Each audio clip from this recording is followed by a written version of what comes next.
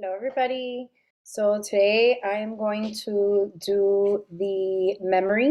I'm going to start with cognition, that unit. As you guys know, that is the biggest unit for this exam. It's about 13 to 17%, which means you're going to get 13 to 17 questions for sure. On an FRQ, they usually put a couple of these.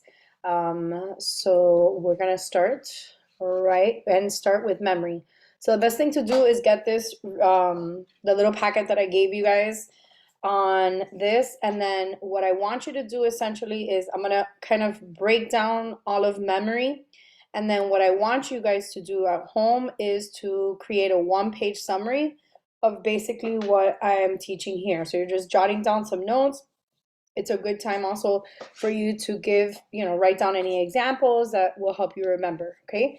But like scientifically proven that the more you write something, the more it's going to retain into your long-term memory, which essentially this is going to be a perfect segue into how we get this information that we have and then store it so that we could retrieve it. Okay, so it kind of goes hand in hand. It's perfect. Okay, so we're going to start with basically the cognition is kind of broken up into a couple sections. The first one is going to be on memory.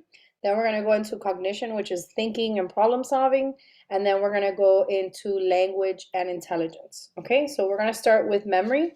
So you're going to find this page that you have. I'm sharing it here so you could kind of follow through. First kind of big subtopic is going to be encoding, right? So really, let me backtrack a little bit in which it's kind of the way that memory works is we start with encoding, right? Getting the information, then we have to store it, and then we need to retrieve it, right? Get it out of there. So the first thing we're gonna look at, right, the little umbrella is going to be encoding, right? And as you guys know, first thing, most important thing for us to encode anything out there is by paying attention, right? If we're not paying attention, we're just not going to just encode the information and then of course it's not going to go into our storage and then we can retrieve it. Okay, so we've talked about selective attention, right? This is your cue that if you are watching Netflix or you're doing something, listening to music right now, this is a good time to pause all of that and then you are just listening to this, right? So selective attention is just focusing on one thing instead of multiple things. As you guys know, that does not work, right? Multitasking does not work. Lots of proof behind it, okay? So encoding is basically just getting that information into your memory system. And the thing that picks up all of the information out there is your senses, right? Your senses are the first thing that interact with the world outside. Okay, and then of course there's different types of encoding, which we've talked about. And the first one is acoustic, right? Which is just sound. Then we have our visuals with our eyes, and then semantic, which is basically just giving it meaning, okay? So what is encoded? How kind of what we'll talk about first, and it's not in here, is the types of processing, okay? So we have two types of processing. So you're going to want to include this in your notes, in which you have the automatic processing, right? Which are just basically things that are unconscious, like it's just automatic. Usually it's like, what did you have for lunch yesterday? We're not sitting there like thinking about it, but we kind of can go back to that memory. It's kind of just about time, space, and then of course information that we already know, right? That we've been practicing and it just comes very quickly. But there are things that we encode and we take in without even realizing. That's the automatic processing. Then we have effortful processing, which, excuse me, is essentially where we need to give it meaning, right? So we're putting in an effort to learn. Like, for instance, this is exactly what you guys are doing. You're putting in effort by writing it down, listening to it, repeating it, okay? And then we'll go into like the different ways of doing that. But basically, there's two ways of processing information. Okay. Then we have things that are affected by encoding. And so basically this has a little bit more to do with kind of like that short-term memory of, okay, my senses have taken in this information, I'm paying attention, now what do I do with it? Okay, and one of the things that we've learned about is chunking, right? Which is essentially getting information and putting it into chunks, right? Like into groups. We don't want to put too much, right? Like which goes into this whole spacing, right? As that we're only able to really process 7 to 9 plus or minus 2, right? So we have like between 5 to 9 things that we could chunk and we will remember, right? Like our phone numbers, our license, everything's kind of like in little sections, okay? Then we have the self-reference effect, which is basically that if we can relate it to ourselves, then we're going to be able to encode it with meaning and then be able to store it for long term and then be able to retrieve it, okay? Then we have elaboration, which is basically very similar, in which we are elaborating, right? Giving it meaning, so then we can recall it again. Okay, then we have also rehearsal, which is just basically repeating. But of course, rehearsal, like if you're just saying it over and over again, but you don't give it meaning, it's gonna be like nothing, right? It's like kind of those things that I can rehearse over and over, like some lines, or read a book, but if I don't give it meaning, it's not gonna, if I'm not gonna elaborate, it's not gonna have any meaning basically, right? Then we have spacing effect, as you guys have learned, which is basically that we are spacing out the studying, right? Or trying to get in that information instead of just cramming it all the day before, which this is what we're doing, really, is spacing. We've kind of spaced out this information within a month or so.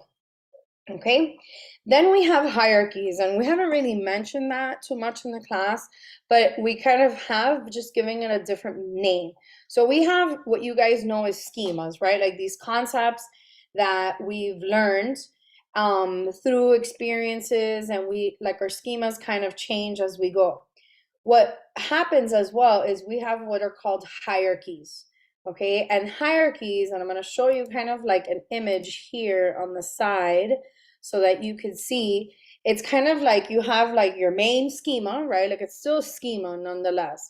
And then from there, we learn, okay, well, minerals are then metals and then stones. And then as we go on, we have, it's like a hierarchy. So then we put more specific as we get, down the whole thing, it basically just becomes a little bit more specific.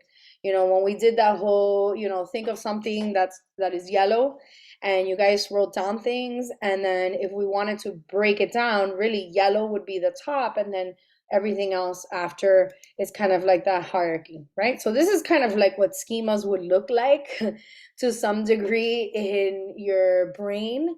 And then if we make all these connections, right, then we're basically connecting all these ideas together, which is why it's like kind of a semantic network in which we just give it meaning. Okay, and then of course connecting it to all these other schemas and things that we have. Okay, so that's kind of that hierarchy, which is also part of the schema. And then, of course, we have serial position effect. Serial position effect, as you guys know, and hopefully you know this, is depending on where that information was given, is how we're going to be able to really process and encode it to then store it and retrieve it. And so, of course, primacy effect is kind of the first couple things that we've learned, or the first couple things, let's say on a list, is what you're going to remember the most. And then your recency effect is the kind of the last things, the most recent things that you have learned, right? And then the middle becomes like a little bit of a blur. It's a little bit harder. It's not like you cannot learn it, but definitely it's like you have to focus a little bit more on those things. So primacy effect and recency is always kind of like your how we will be able to remember the information, okay? And then, of course, the mnemonic devices is another one, in which this is just kind of strategies of how to remember things, right? And there's a couple ways of doing that. One of them is peg words, which hold on, my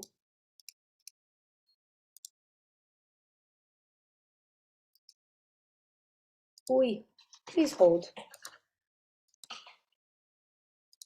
Okay, my apologies for that. So essentially, mnemonic devices are just ways to remember, um, like be able to store your information into storage, right? Like what you're encoding. So one of them is peg words.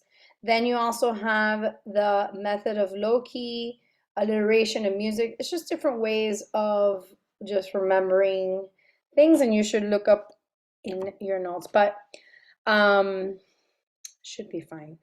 But peg words is essentially just like main words that we like put for certain concepts, sort of like a hierarchy. Then you had your method of low-key, which is the one that's a little complicated, in which you have to create like a location that you know, let's say like your house, and then you kind of like put certain like lists of information in certain areas of the room. Has a little bit to do with like that context dependent memory. A lot of times a method of low-key works, especially if it's in like a location where you're learning that information. It just makes it easier. Doesn't have to be that way. But it's really complicated if you really want to interested in that. YouTube has some great videos of methods of low-key. Okay, so let's go into storage, right? So this is essentially this whole which by the way, you definitely need to know the people's names. I mean, hoping they don't give that, but this multi-store model, which is that Atkinson and Shiffrin that developed this, that you have the encoding, the storage and retrieval. And then, so we're gonna start with, it starts with your senses, moves to your short-term memory, and then your long-term memory. Okay, so as you guys know, we have sensory memory, we have iconic, right, which is with the image. We tend to store that information, what we see, for about 3 seconds. And then we move on to the echoic too, is also about 3 seconds that our brains take in that information. But honestly, if we don't pay attention to it, it's gone, right? So that's why, like what I've told you guys before, that if you're talking in class or I'm talking in class and then you're like in la la land, not paying attention, but the teacher's like, oh, what did I just say? And you could repeat it, even though you weren't even paying attention. But and then you're like, but I was paying attention because I could say that. But the reality is that you could thank your sensory memory that's doing that. Okay, so in order to get this information from our sensory to our short-term memory, we have to be paying attention. And then we go from our short-term memory, and this is what's also called the working memory, right? It's like a new name, in which if you're doing these things right here, that's on this side, then that is going to allow it to then move to your long-term memory, okay? And then when we get to our long-term memory, there's a couple words that are not here. So you have 2 types, actually you have like 3 types of a, what's this called? A long-term memory, right? So the first one is going to be your episodic memory. It's kind of here, right here. Episodic memory is basically your experiences, your life experience. It's not an episode of your life. Please don't ever say it on FRQ, but it is definitely your life experience or moments. Then we're going to have what is called the semantic memories. And those are basically just facts, information that you've learned. It has nothing to do with you. It's kind of things that you, you know, like the everyday, day-to-day stuff, common knowledge, okay? And then you have what's called procedural memory. That's not here. Okay, but procedural memory is just how to do something. It's like a procedure. And many times procedural memory becomes an automatic processing. You're not even thinking about it. Okay? So then it's kind of broken up into, which is the same thing. Explicit, right? The declarative. This is where semantics and episodic is there under the explicit, right? Which is also called declarative. What's missing here is, and let me, okay, I just added it. So you had the explicit that it deals with the semantics, which is your facts, and episodic, which is your experiences, right? Your life.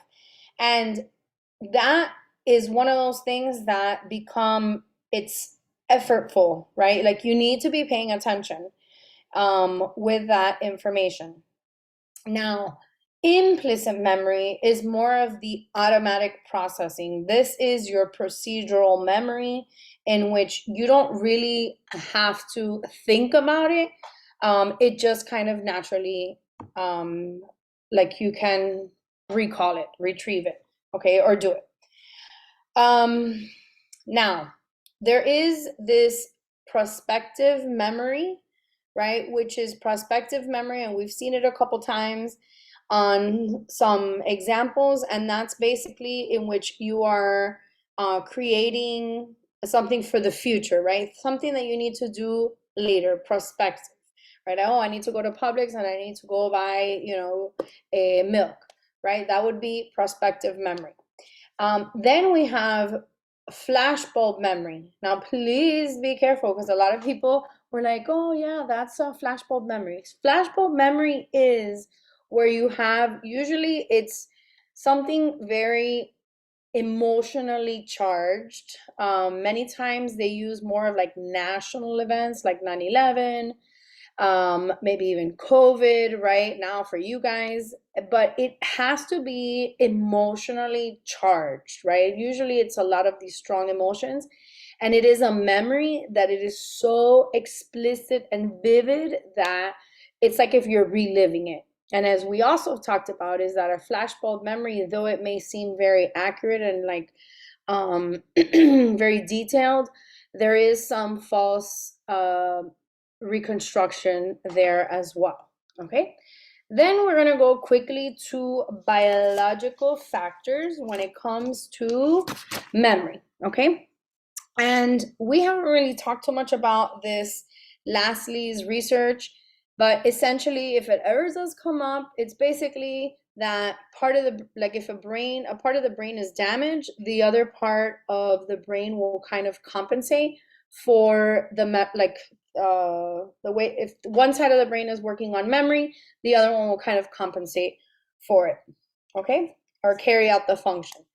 Then we have the hippocampus. As you guys should know, it's the part of the brain that is in charge of storing short-term and long-term memory, as well as retrieving the information.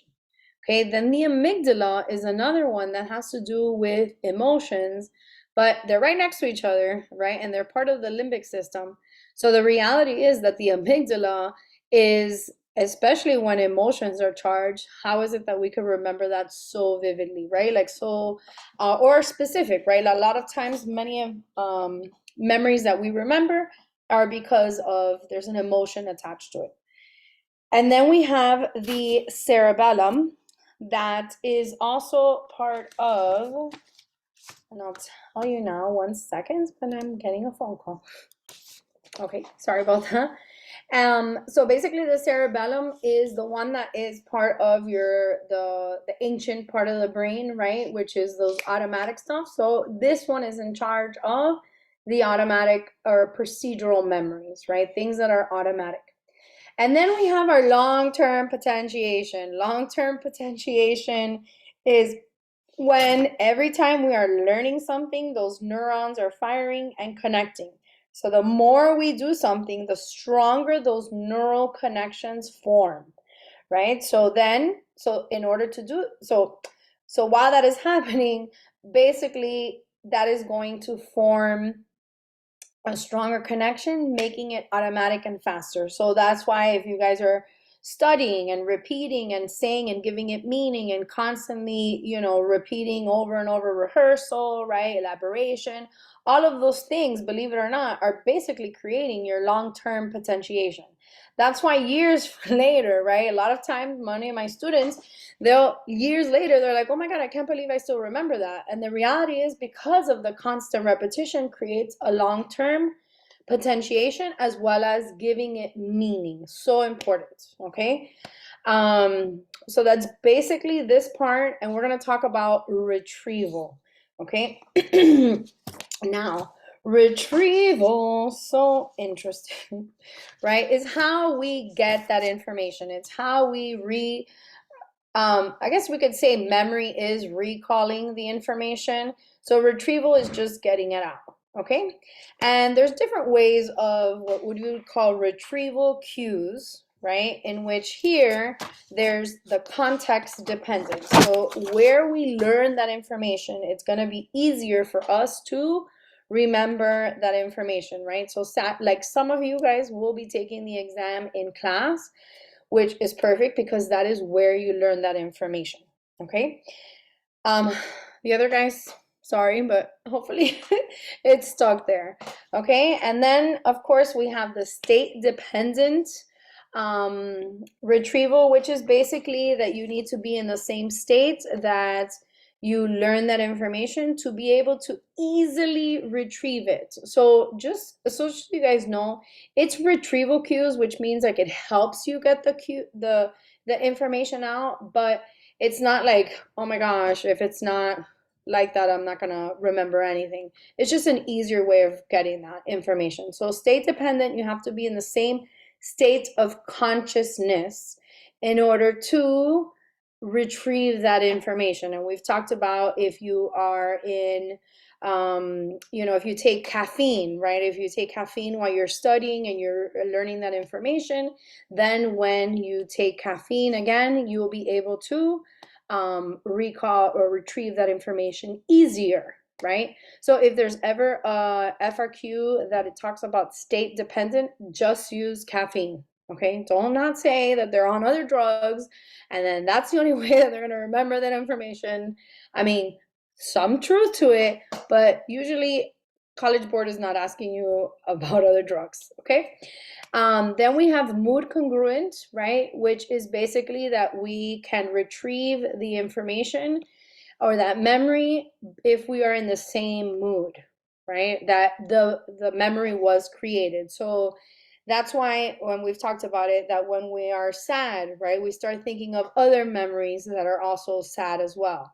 Or when we're happy, right, we think of other happy moments and stuff like that. So it has to do, we could retrieve it with the same mood that the memory was created. That's why when you're going into this exam, let's say, and the way you learned this information was not stressed out, it was relaxed and ready to go, then that's the same state you all need to be in, right? And that is exactly where you're all going to be. You're going to be nice and not super mellow, right? But just right, because of that arousal theory that we need just the right amount. Okay, and then we have priming, which is another one in which so this is like when we've talked about priming, it's kind of like setting the stage. Like I'm gonna prime the walls with a paint to then get all this information.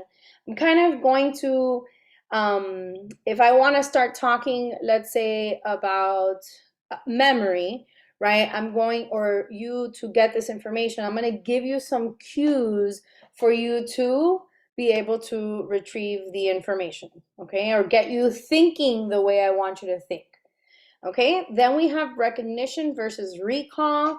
And that one, basically, recognition is like a multiple choice test, right? Can I identify the information, right? Like your multiple choice test will be a recognition. Recall is your essays, right? Your FRQs, in which can you use this information straight from, like there's nothing to help you get that information, it's just straight into your brain, okay? But the reality is that, you know how I've told you like little tricks of when like decoding certain words, like let's say episodic memory, like think of episode, those are actually recognition cues to kind of help you get into the recall of certain things, okay? little tricks of the trade. So then you have retrieval failures. So retrieval failures is we have a couple, right? So one of them is the forgetting curve. This guy, whatever his, can never say his last name, but he is essentially, and you've seen this, I think it's this one over here, in which over time, basically, that we kind of reach like a plateau of, it's not that one. Here it is, that just like we all of a sudden like forget, and then we will kind of maintain that same like forget again, not forgetfulness, but just retaining the information over time. It just reaches that same plateau, right? So we'll be able to retain the information, and then over time, like it'll take a sudden drop, and then it kind of stays consistent. So basically it's over time, if, let's say, okay, per example, you guys are taking a test and you have to write down, you're taking a quick quiz, and then 5 minutes after, you're taking the test, and 5 minutes pass by and you're like, I don't know anything. And you're like, no, but I'm going to stay here, like trying to remember. The reality is that it's not going to just all of a sudden pop up. So you will just kind of plateau in being able to retrieve that information. Like more time does not mean that you are going to remember it even more. Okay. Tip of the tongue phenomenon, as you guys know, is basically like you're trying to remember, but it's like right there, and then it's basically that you cannot retrieve it right away. You probably need like a cue, a retrieval cue to kind of help you. That's why like later on, your brain kind of stays thinking about it, and then later on you're like, oh, that's what it was, right? That's what the word is. Or if you see a cue, like a retrieval cue, then you could finally like say it out. Then we have the reconstructive memory thing, and that's that Elizabeth Loftus about false memories. And she does a lot of research with eyewitnesses, right? That essentially our memories are easily influenced by misinformation effect, right? That what people say does affect big time the way that they're going to retrieve the information. And she did that whole research on the car crash, and depending on what they said and what other people mentioned, that it's going to affect people's the way that they retrieve it. Okay, then we have source amnesia. We recently went over this, in which we're not able to retrieve where we got that information, but we know it's there. And then rosy retrospection. We have not spoken about this, and honestly, I've never seen it on in one of these things, the test. But just in case, you never know. Rosy retrospection is basically that you remember like past memories in a more positive light than like you do present time. So it's kind of like you retrieve memories as a happier or more positive than what they probably really were. Okay, like Rosie. Think of Rosie. Rosy cheeks. And of course, we have our interference. We have our interference, and I am not going to say the way that we remembered it, but I'm hoping you all remember that proactive is old information interferes with new information, in which as I'm learning like new things, my old information will really take over, interfere with the new stuff. So for instance, as I'm getting like next year, August 2023, I'm gonna get a whole new stack of students, and guess what? Your names are gonna be what interfere, right, of me learning their new names. Okay, and then we have retroactive, which is new information interferes with old. So newer information, we kind of forget. It's not that you forget, it's just that it interferes. It kind of like will either mesh, or we don't able to retrieve the old stuff. But it's just an interference. It's not like it messes with the memory. Okay, so I will remember your name, especially as the newer names right, get imprinted into my long-term memory, it may interfere with your names, but it doesn't mean that I forget your names. It would just interfere and I need to just really think about it. Okay, so be nice if I do interfere. Okay, and then we have amnesia, which we have our anterograde amnesia. And anterograde amnesia is when this is permanent damage. Hippocampus is destroyed, and there's no fixing this. And this is basically that they cannot create new memories. This is their 51st Dates, the movie in which she's not able to create any new long-term memories. She kind of lives like in her past, right? Like antes, that's what we've talked about. Antes, like the past, that's where they're kind of stuck there. Retrograde is, it's usually like, well, both of them, they're usually with some type of accident. Um, but this one with retrograde is they're not able to recall past experiences. They can create new memories because their hippocampus is intact. However, they cannot recall like old information, but it does come back. So with retrograde, it does come back. And then really quickly, which is the repression, which is we talked about, that has to do with Freud, in which that they kind of like push the memory away, like if it didn't even happen. It's usually something that's really painful and it's kind of stored in the unconscious, which then affects the behaviors. Okay, and that's pretty much it for cognition. I mean, for memory. Now we're going to go into cognition.